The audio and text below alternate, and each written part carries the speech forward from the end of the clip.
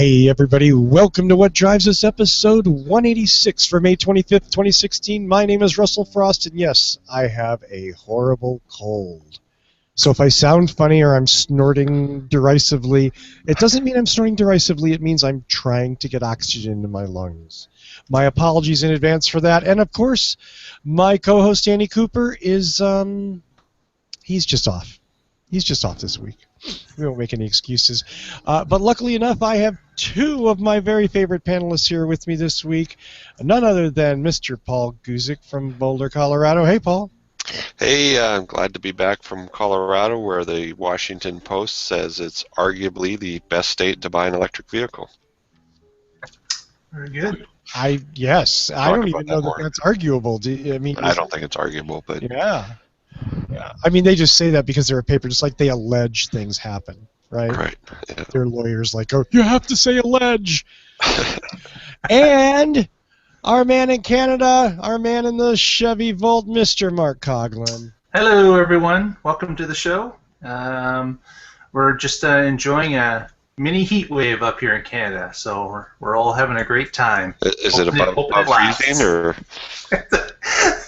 The hard water now has become soft, Paul. You can actually move it around with your hand without getting hurt on ice.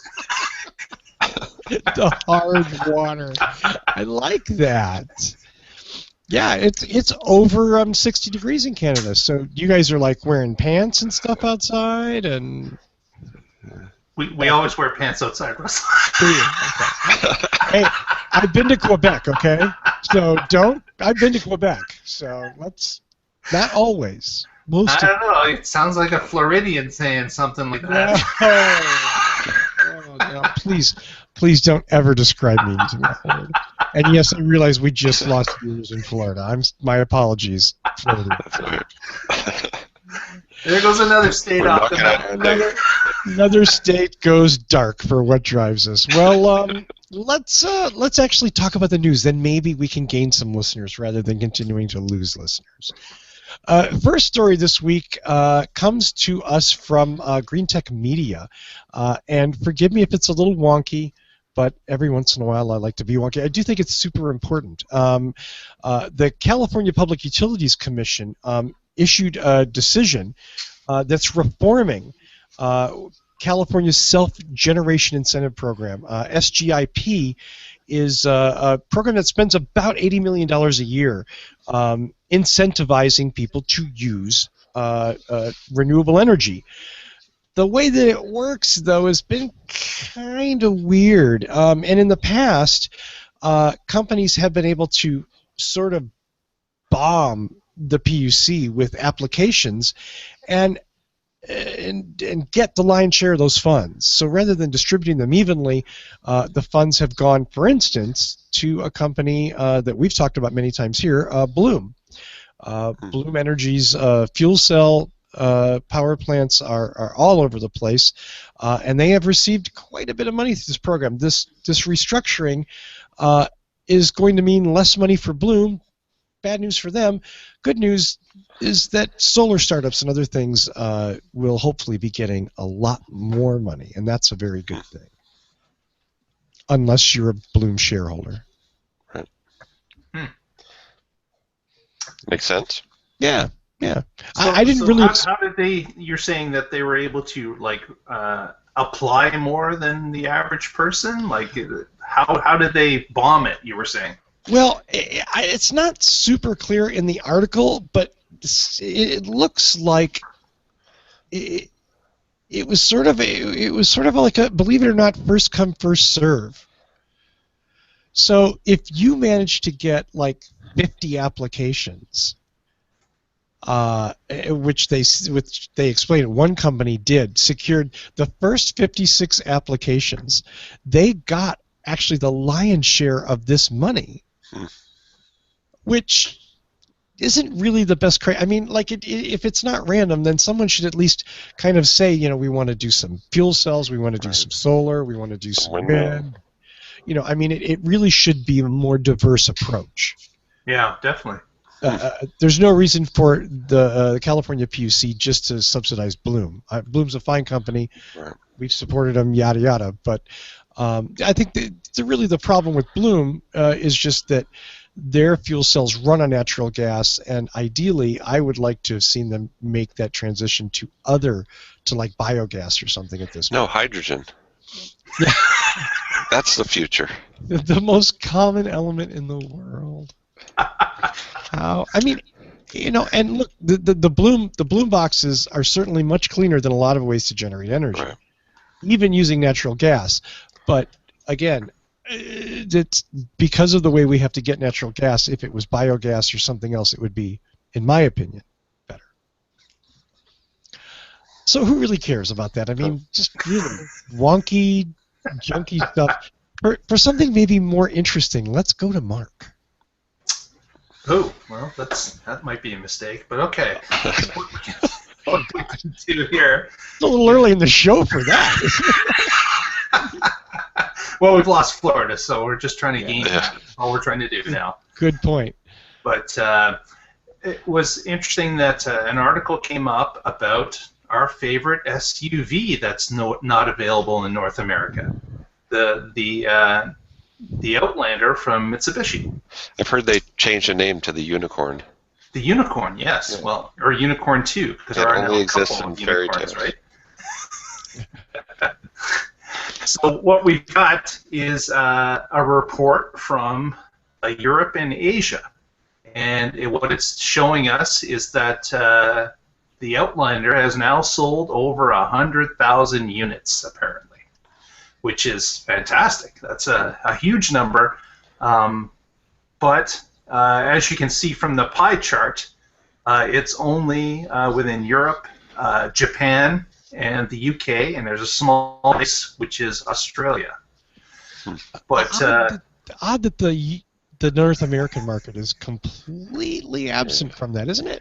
yeah, and it's been delayed here in North America, as many know, for quite some time.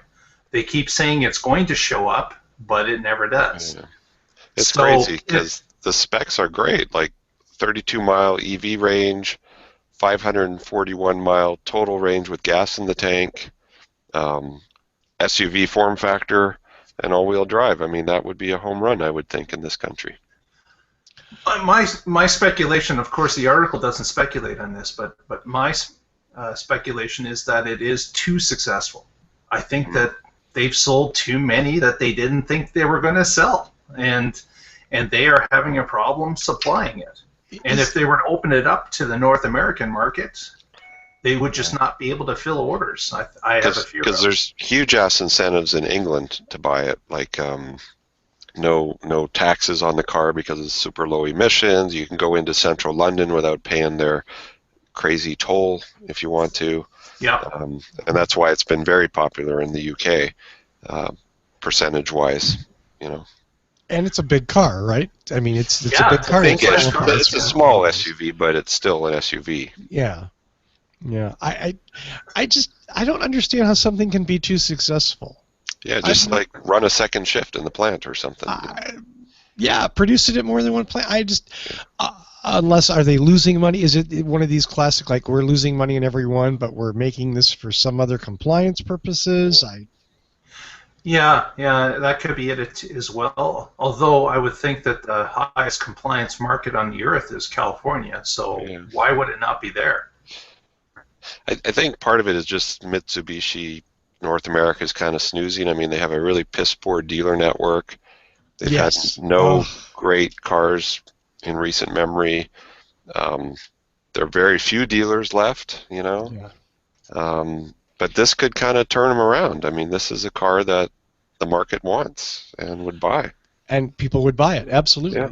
And Paul, you cannot overstate how poor the Mitsubishi dealer network is. Oh, it's like crickets when you go in there. It's horrible. And I get a regular stream of junk mail for Mitsubishi dealers. Okay. And it's the worst, scummiest. This key, like the key that's glued to the postcard, and the scratch-off lottery thing. Open the chest of gold doubloons. Right, exactly. And if you get the right doubloon, you'll get a free car that we can't give away. Right.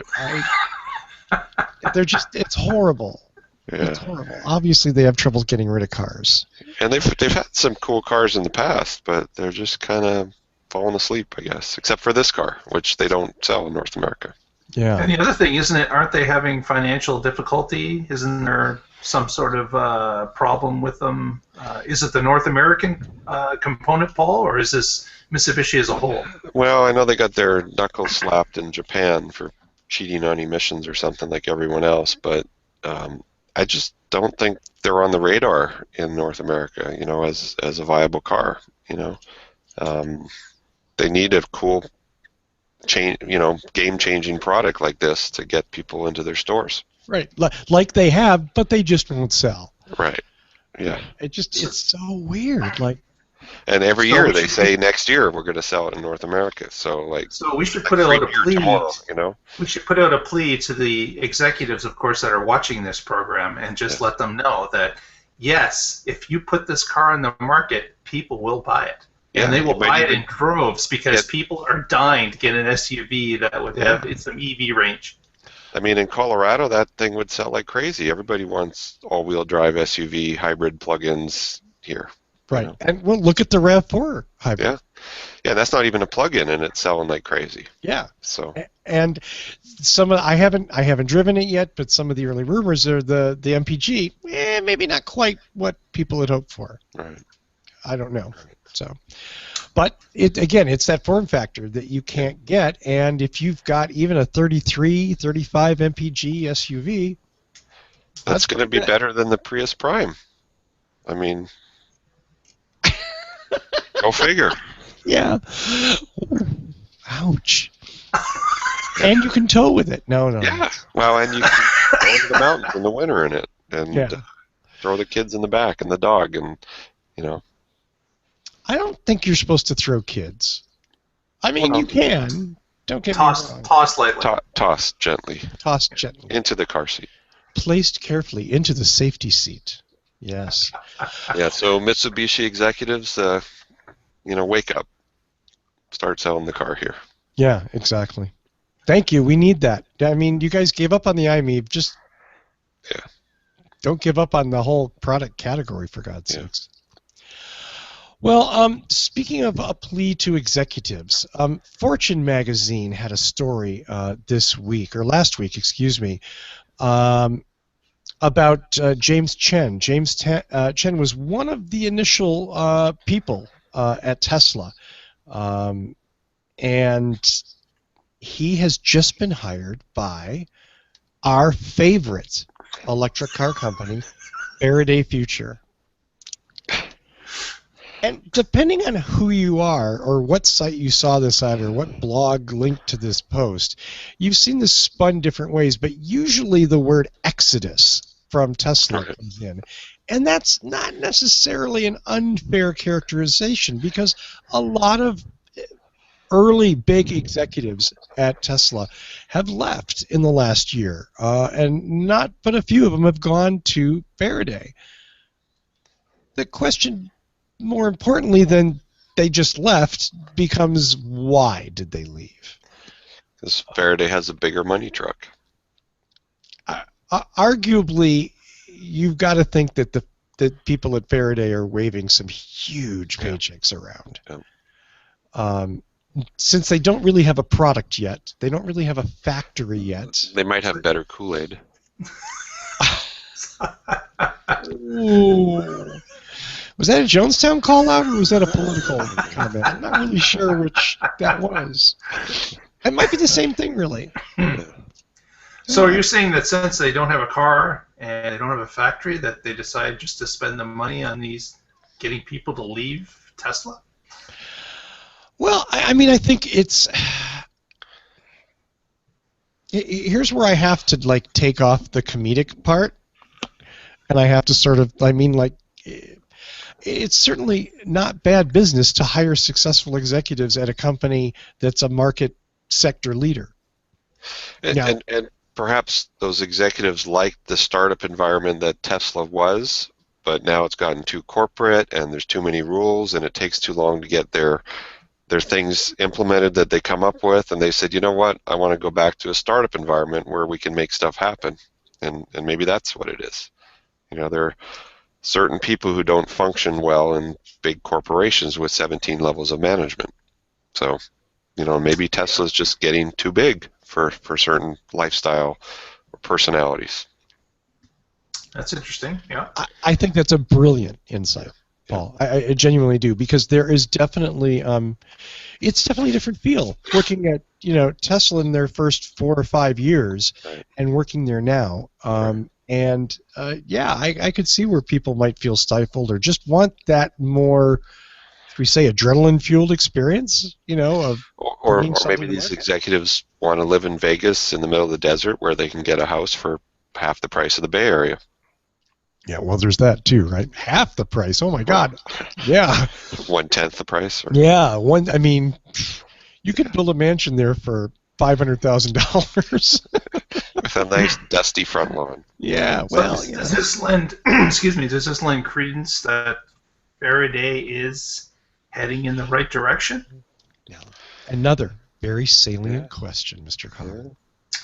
Because if they are picking up these execs and the execs see that the money is good or good enough to leave, that could mean that these guys are serious. That there could be some substance behind the styrofoam wall, behind the styrofoam car and wall. Yeah. Yeah, maybe.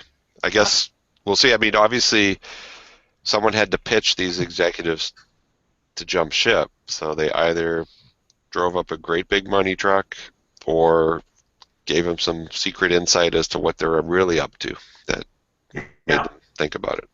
And I understand even today in other Faraday news is that they said something about in the Bay factory that they're getting involved with. So that's another piece of information for Faraday that's happening. I didn't hear that, Mark. What did you hear?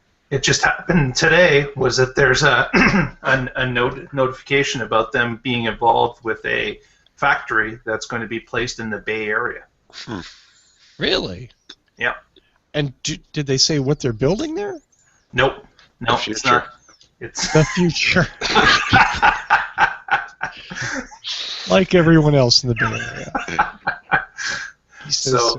So interesting that there is this, as you say, possible exodus. I like the idea of that it's a new, or these people may just want to get to a smaller environment where their decisions could be implemented quicker. That certainly makes sense. Sure. Well, I mean, and Paul said, 14 layers of management and all that, and certainly as Tesla has grown, and is going to grow again exponentially in the next 2 years to build all these cars they just took deposits on, it's going to... The startup vibe is not going to be there. Now they're just making cars. Yeah, they're just a manufacturer now. Yeah, I mean, and I also think, there's something called that I call the assumption of competence, which is if you're a big company, people assume you know what you're doing. Or if you're an executive at a big company, they assume you know what you're doing. And certainly there's been many examples that confound that. But I think it's also good PR for Faraday. I mean, it may be expensive PR, but people take them more seriously if they have serious people there. Yeah. Well, guess we'll see where everything is in a year or two. Absolutely. Well, speaking of taking things seriously, Mark has a wonderful story. Kind of a tack on to our Mitsubishi story. Now, I'm not quite sure if this was an actual plug-in hybrid, but it turns out that a Outlander in the UK happened to get a queen bee stuck in the back of the car. And what happened was that the hive followed the queen bee's scent to the back of the car, and 20,000 bees stuck to the back of this SUV in the UK. And apparently they couldn't find the owner initially, and so some people that were experienced with bees, nice picture, by the way, that's just awesome. There we go. That is the Mitsubishi Outlander. That's a great prank. Put a Queen Bee in your friend's car. It is a plug-in hybrid. You can see the PHEV in the corner, so it closely relates to the show. But what happened was that the first time that the vehicle parked, I guess some people that were experienced with bees came up to it and were able to put a cardboard box on top of it, and with a smoker were able to get some of the bees to move off of the vehicle and into the box. And they were trying to get the queen out. And apparently what happened is as they were getting close to succeeding, a gust of wind blew the cardboard box off the van with all the bees in it that hit the ground and exploded to another mass. And that made the bees real happy. They were quite happy with that move to the ground, yes. And so the beekeepers moved away from the vehicle, and I guess the owner at that point figured out that what was going on and thought they would get into the vehicle and take off, thinking that they would just blow the bees off. So you can't make this stuff up, right? So the owner takes off down the road, and the bees, still able to follow the queen's scent, just took off after them. Right. And eventually, when the vehicle stopped, they caught up and they did the same thing. They mashed on the car. How does this happen? Oh, man. So apparently they found out the second time the car stopped, they were able to get the queen out, but the queen had stuck between, I guess, the glass and the rear hatch area and was trapped in there and couldn't get out. So the bees would have followed it forever. So great story. Great story of nature attacking a plug-in vehicle. Yeah. If you want a bee-coated vehicle, just hijack a queen and put her in the back seat. Yeah. And your car will be covered with bees, which, I mean, it's an art project, you know? It's a statement. Yeah, I love the plan, though. We get them all in the cardboard box, and then the wind blows it off and starts it all over again. Yeah. Yeah, you think somebody might have secured that box full of bees. You know what I mean? Like it's a box full of bees. You want to make sure that might not be blowing around, going crazy. I'm not a bee expert, though, and I don't know what the good technical word for that is, so I'm sure someone will post it on the Facebook page at facebook.com/whatdrivesus.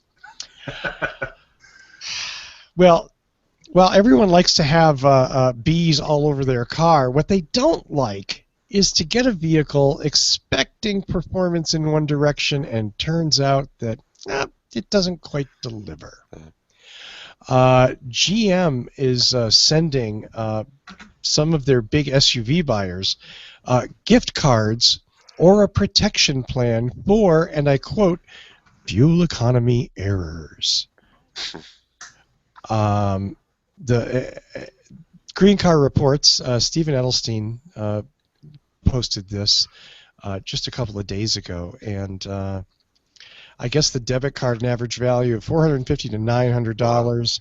Certain owners could be affected by as much as $1,500, or they get a protection plan for 48 months or 60,000 miles.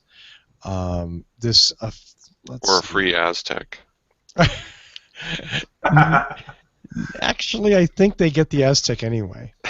I think that's what the gift card's delivered in. Yeah. An Aztec.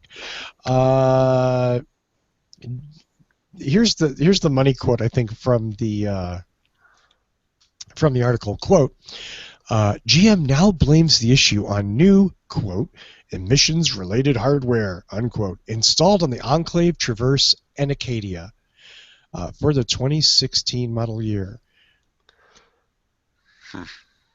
That smell bad to anybody else? Kind of sounds like VW. Yeah, it kind of does, doesn't it? Yeah. Well, no, this is hardware. VW was software. It was. I don't know, but this isn't certainly the first instance we've had where a manufacturer manages to get an EPA rating that actually doesn't pan out for vehicle buyers.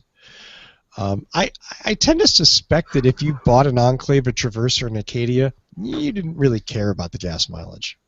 Probably right. But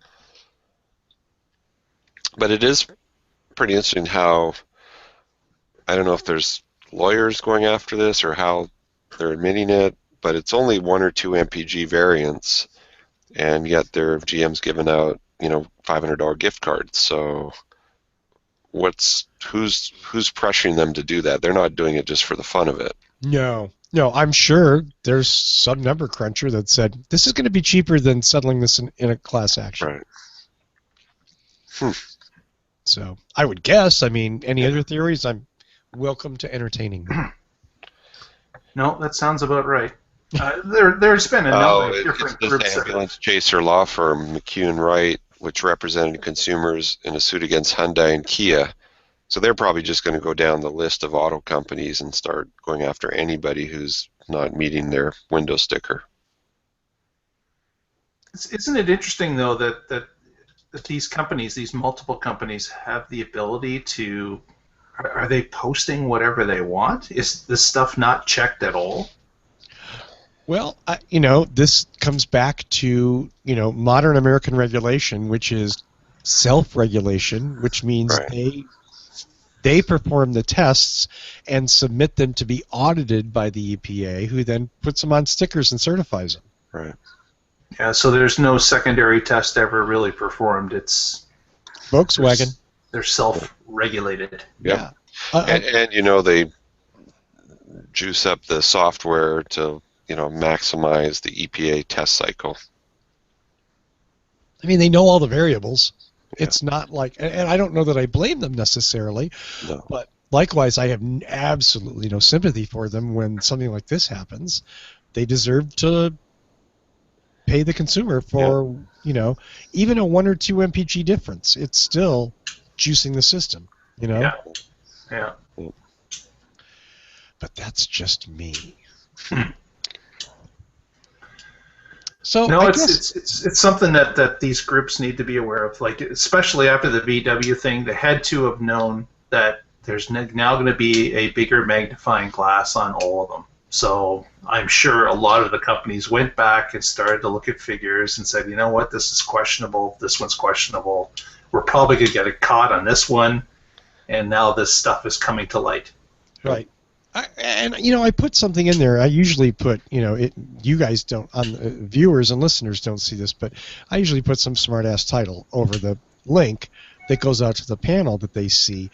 And I do think it's an interesting question, though, or at least I think so. And my little smart-ass thing was, is the EPA rating now a guarantee? Is it? Right. Does that mean that if I buy something with a window sticker that says 35 MPG and I don't get 35 MPG, well, if you get this law firm to go after the manufacturer, yeah, it's a guarantee.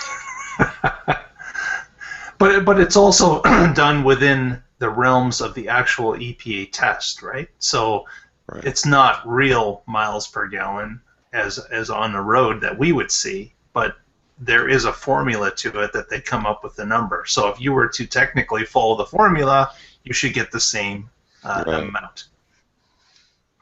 Right, and the EPA drive cycle is a very specific test. You do this for so many miles, you go up a hill, you turn on the AC, you do this, and but again, if you're a manufacturer, you could game the system to make your car look a little bit better during that test. And it's always going to be better than the real world for the average driver. Unless you're Tony Schaefer, then you'll beat the EPA test. Right. But you'll get a lot of one-fingered salutes in the process. Come on, Tony's not here to defend himself. Oh, yes. We can't go Sorry, on. Tony. Oh. Right. Very interesting. Well, our last story. Although, on that topic, there's please. On the Green Car Report's website, there's a ad from Chevy about the new Chevy Volt that says, we expect owners to drive over 1,000 miles between fill-ups with regular charging, which a lot of old owners get. Now, I wonder if people will sue them for that statement down the road, that they didn't get 1,000 miles. With my experience with that car, I would say that the 53 miles in EV range they say that car can get, I can blow by that easily. Right. So it depends. They're trying to come up with a realistic value that the average driver will see, but I love that. I love that under promise, over deliver. As Yep. far as I've seen with the car, I think that's fabulous. That's the best thing you could ever do. Yes. Yeah, Having just a hope car so. that you're expecting to get 53 and then drive 69 or 70, that people will be doing handsprings in the street. That's just fabulous. Right. I just hope that people who bought it thinking they get 1,000 miles a tank, who get 800, won't hire the lawyers to go after and sue GM. Right.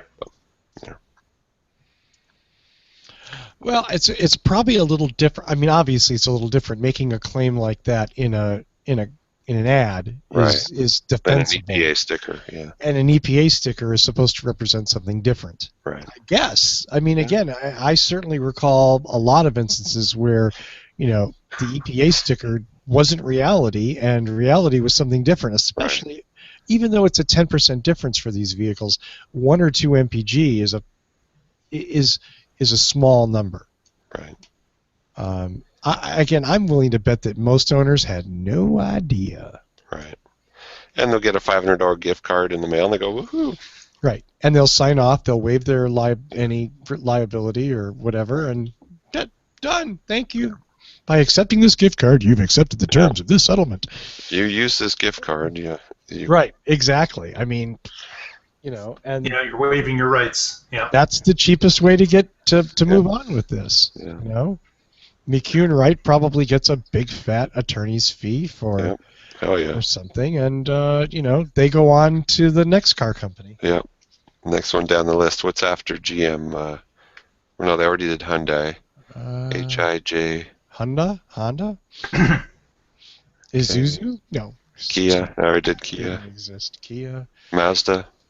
Lexus. Yeah. They'll get to Toyota eventually. Oh yeah.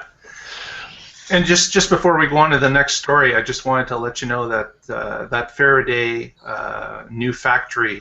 I got an article up here that says that it happened on Tuesday. They were in discussions with the city of, and I'm going to slaughter this because I don't live in California, but Vallejo, Vallejo. Vallejo. See, I told you I was going to slaughter it. Vallejo. I would slaughter the French stuff. So. And that city council has been approached to build a factory on the former Mare Island Naval Base. The city reported on Tuesday. Muir Island? That's where all those death ships are in the harbor there. They have all these old Army World War II ships just kind of sitting there like spewing toxins into San Francisco Bay. I thought that was Hunter's Point. No. It's Mare Island, near the Mare Island Causeway Bridge and Highway 37. And it's in Vallejo. Oh, yeah. Oh, interesting. Okay. So, just that side note. Jeez. And I used to not live in Vallejo, but, interesting. Okay. Didn't hang out on that side of the bay very much, so that's my excuse there. Interesting. Well, we have sort of or I should say not we, Mark has sort of a fun story to wrap this week up. Yeah, it's the feel-good story of the week. So, as we know, autonomous cars are now starting to appear on public roads in more and more volume. And Google has put out I guess they're looking for a patent about having sticky cars to help people from being slaughtered by these autonomous cars on the road. So Russell and I were having a good laugh about this, but it's a great picture of the figure of the man walking on the street and then being slammed by the autonomous vehicle, sticking to the front of the hood to prevent him from rolling up over the hood and maybe bouncing onto the road or being run over. So we really don't know how they're going to handle this. Like, if you have a sticky front of the car at all times, like, isn't that going to pick up all sorts of stuff in the air? And so like the sticky stuff on like mouse traps or what? Yeah, like maybe it's fly paper. I don't know what it is, but it's a great figure A and figure B to show. It's insane. It's totally insane. Paul, I don't get it. Okay, tell me Is this it April 1st? Is it? Right. This is like one of those patents for the guaranteed electrical cure for headaches or something, and you just like stick a battery in your ear, It's so weird. Like, really?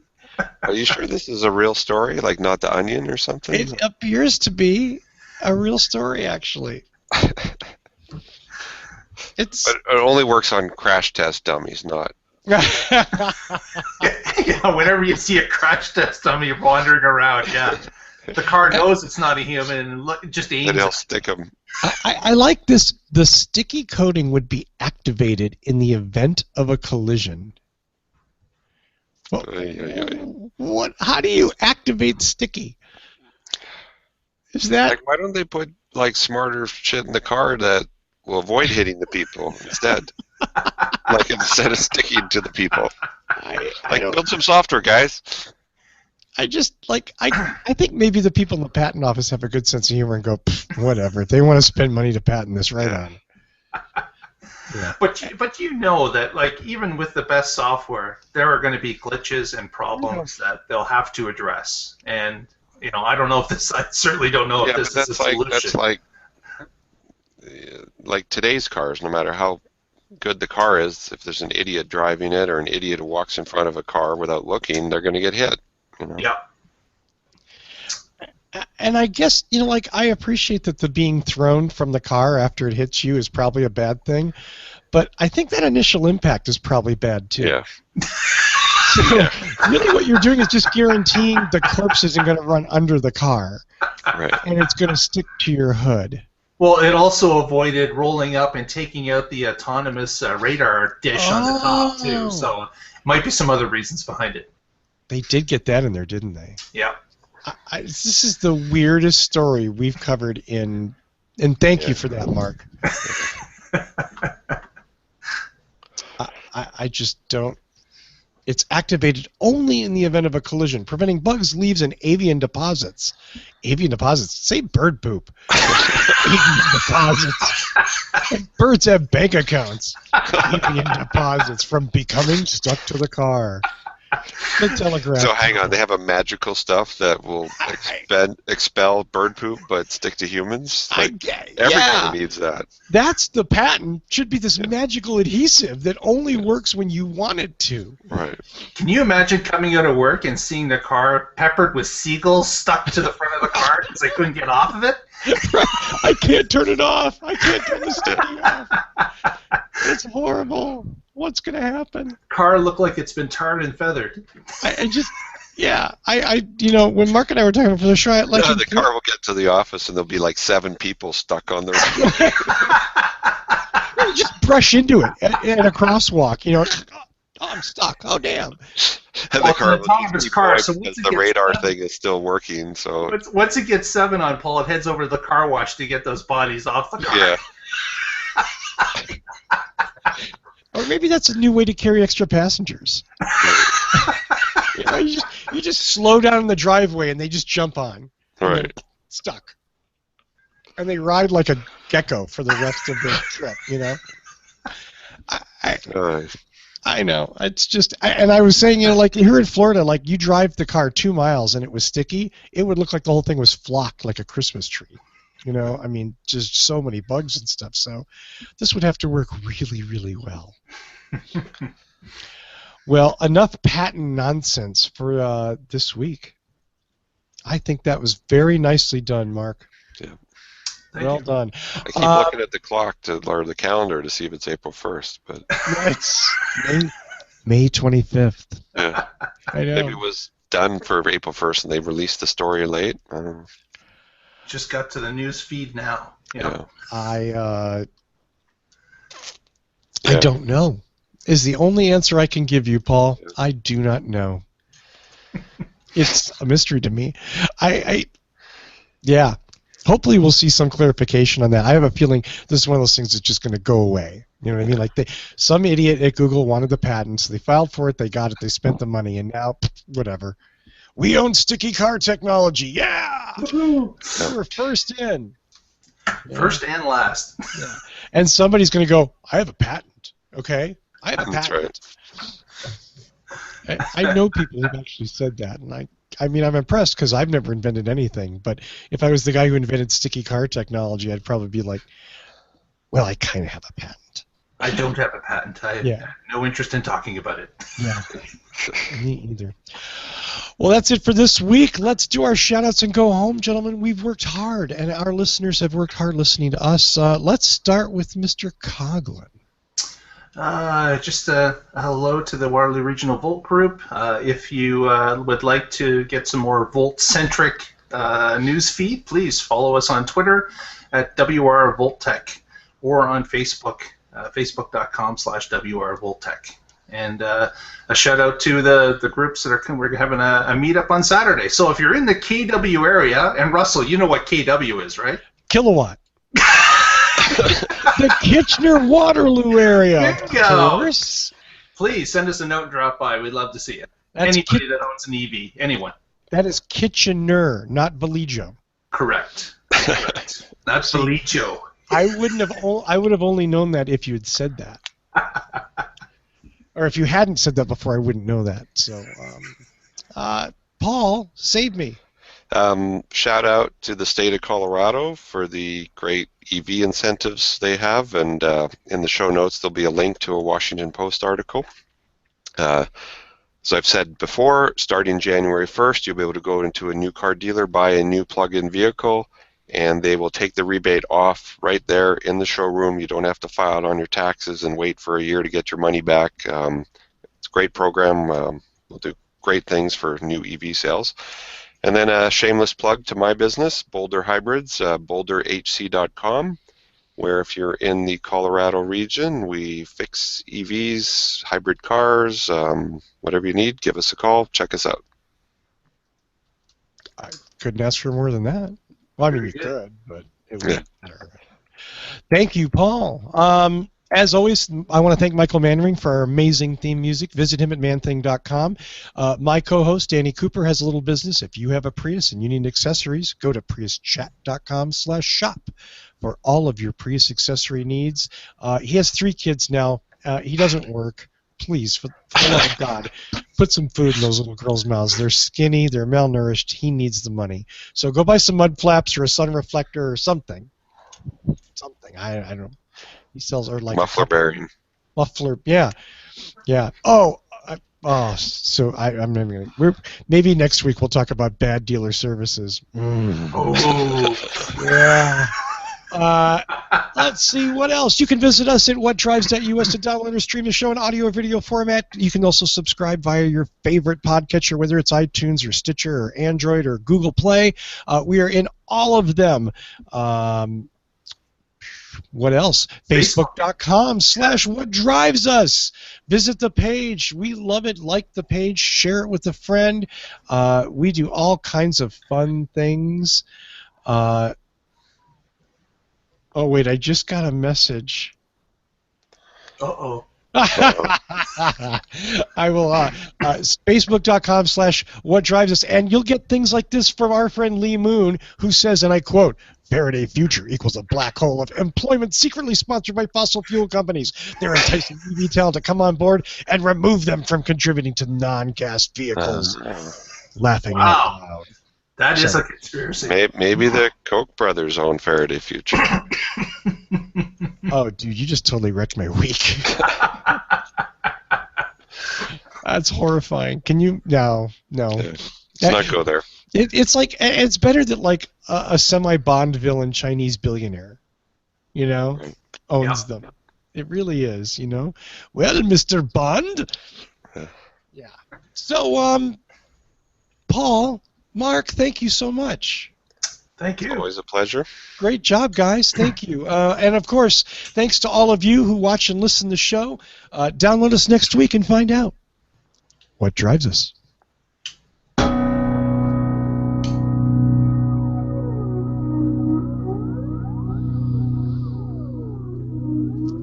It's a long wait. It is. See you next week. Bye-bye.